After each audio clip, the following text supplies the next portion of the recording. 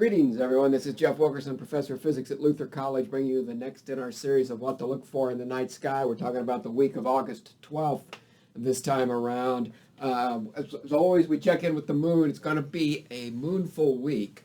It starts about half full and ends the week right at full. So what that means is to start the week, it rises later and later. By the end of the week, it's up all night, washing out the sky. But it rises later and later each night throughout the week as the moon fills out. And so what that means is that early in the week, you'll have a chance to look at some interesting things, some deep sky objects if you want to, in the morning after midnight. And so we'll talk about that, but we got to guide us to that. And so let's start by talking about where we left off last week.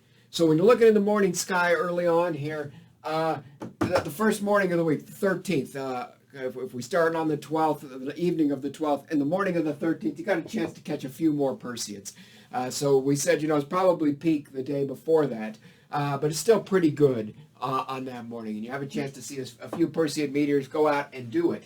The real star of the show, as we left last week, Mars was closing right in on Jupiter, and it starts this week right there. And in the morning of the 14th is when it's going to be about the closest. It depends on exactly where you are in the world as you're watching this, the timing. But the morning of the 14th, it's going to get to within inside a fifth of a degree. Remember, 1 degree is your finger held out at arm's length. And so it's going to get inside 1/5 of the degree. Those things are going to be really close.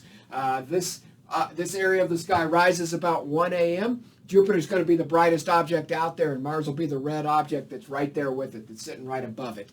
And so by the next night, it's opened up to about 1/3 of a degree. We've talked about Saturn, and we're going to go back and talk about Saturn again. Saturn's in retrograde motion right now. These planets are in prograde motion, so they're moving the direction against the background stars that they normally do, and that is toward the east. And so they're moving toward the east, and you see Mars is moving more quickly than Jupiter, and it's opening up that gap. They'll be pretty close to each other all week long, so any night you get out, any morning you get out, you have a good chance to see these two objects together. It's going to be great, but it's fun to watch just how quickly they're moving. But in the next week and the week after that, they've really separated out. Mars is flying away from Jupiter, and so keep an eye on that and keep watching for that. Now, the morning of the 13th, evening of the 13th into the morning of the 14th, the moon, as it fills out, will be passing bright star Antares in Scorpius. So that's a watch for that as well. Let's go back and look at Saturn in the morning sky. Saturn's actually up all night now. As it's getting dark, Saturn is just rising into the sky. It's going to be the brightest object in its part of the sky. It's got a kind of creamy yellow color to it, maybe like that, I don't know. A little bit fainter than that. And so you'll see it in the east. Just after an hour after it's dark, you should see it start to appear, climb over the horizon in the east. And then you can track it all night. And so Saturn, we've been, it's in retrograde motion. So remember, as we catch up and pass the planets, they appear to be moving backward against the background stars. And that backward motion is westerly, the opposite direction of what Mars and Jupiter are moving here on the board. And we've been marking that progress all summer relative to Chi Aquarii. And it starts the week, Saturn does, inside a degree, about 5/6 of a degree away from Chi Aquarii. Chi Aquarii is not a bright star. You probably want your binoculars for this. It's a 4.9 magnitude star. Under good skies, you shouldn't have too much trouble seeing down to 5th magnitude without any optical aid, but that's right at that limit. And so binoculars really help you out here if you have them. If you don't, you can probably still see this. And you've got, you see that separation, but Saturn's moving the other direction. And by the end of the week, that's gone from 5/6 of a degree down to about 2/3 of a degree, but it's moved over to the other side of Chi Aquarii and now puts it right in line with Phi Aquarii. Phi is a slightly brighter star, and we did start this summer measuring Saturn's motion relative to Phi, if you've been tracking it along there. So by the end of the week, you should see these things pretty much forming a line. 4.9th magnitude, 4.2nd magnitude, and Saturn sitting right between those two stars in Aquarius. This is up all night, but keep watching that. Now, Neptune sits about 12 degrees up from Saturn. Up this direction. So that's about a little over a fist width at arm's length. So you hold your fist out at arm's length and just a little bit to the northeast of Saturn, just a little bit more than 1/5 width, you're going to find Neptune. Neptune's hard to see, but if you got your binoculars, you might be able to tell it's not a star. You might be able to tell that it doesn't twinkle like a star. It's got a bluer color than most of the stars around, and you might be able to pick it out, and you can watch for it to move against the background stars over several nights in a row. So that's about 12 degrees up there. Neptune is in retrograde motion too, and you know it must be because it's so close to Saturn. We're looking in the same direction. If we're passing one, we're passing the other one, right? That's the way to think about that.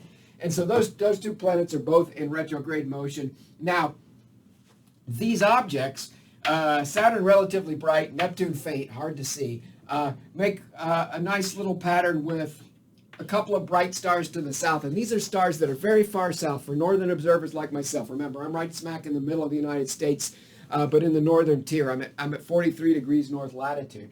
And these stars are among the farthest south stars that I can see relatively easily and brightly. Excuse me. And so Fomalhaut is probably the southernmost of the bright stars that I can see. So I see Fomalhaut out there. That's the brightest star in Piscis Australis. And Diphda is the brightest star in Cetus. And so we see these two stars sitting below Saturn and Neptune, although you don't really see Neptune much there in here. And Sculptor lies just down over here.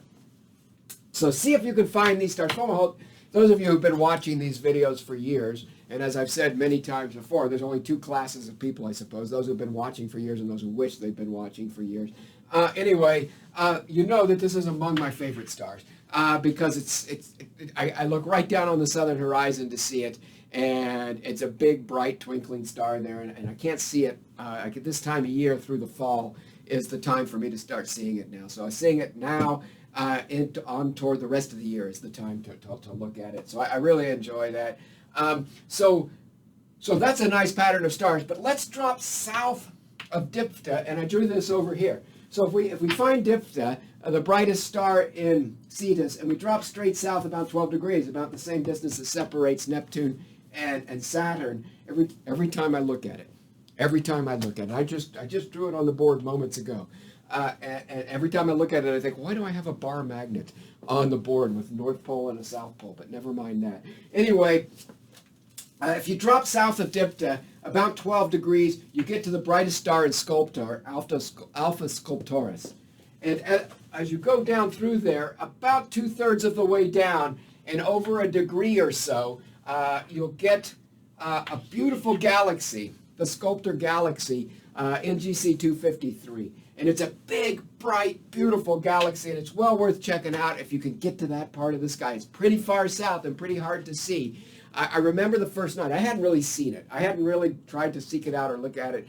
And probably longer ago than I want to think about, probably 15 years ago, and maybe slightly longer than that, I decided, after a night of taking data, I decided, let's point the telescope at that NGC 253 and see if we can see it. It's hazy and thick down there on the horizon, and I just had my camera on there and I said, let's take a picture of it. And I did, and I was floored at how beautiful that galaxy is.